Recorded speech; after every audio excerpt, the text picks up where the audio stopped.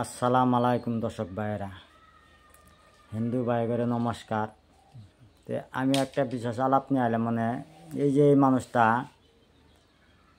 জিন্দিগি পার হয়ে গেল গা, কিন্তু বিয়েই করলো না। তো তুমি যে বিয়ে করলা না কে নিকে কখন দিয়ে শুনি অল্প, আর বিয়েটা যে করলা না, বিয়ে যে কি মজা বস্তু এটাই তুমি বুঝলা না। বিয়ে যে কি বস্তু এই বস্তুটা তুমি বুঝলা না। তোমার 60 বছর হয়ে গেল, যে বিয়া যে করলা না, এখন যে বউ সারাই থাকলা, তুমি মরার পরে খেজমত করবো কেরা তোমার কসনি দেই দর্শকের কি কবা কও দেই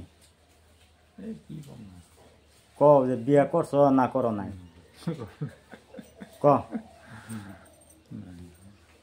বিয়া করছো কি তুমি? অল্প জোরে জোরে কথা কও।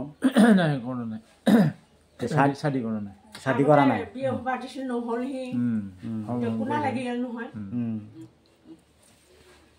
কি শাদি করা নাই তো নহলে না? কিমান বয়স হল? 60 বছর হল বিয়া করা নাই? না করা নাই।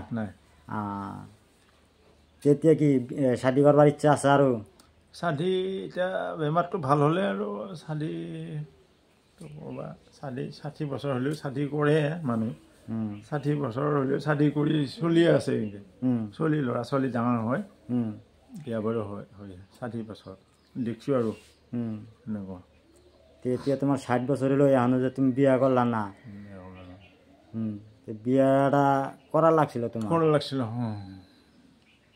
বিয়া করে হালাও পার্টি দেখ, অল্প পার্টি দেখ, পার্টি দেখে বিয়াটা করে হালাও। 60 বছর হয়ে গেল বিয়া করলা না এখনো।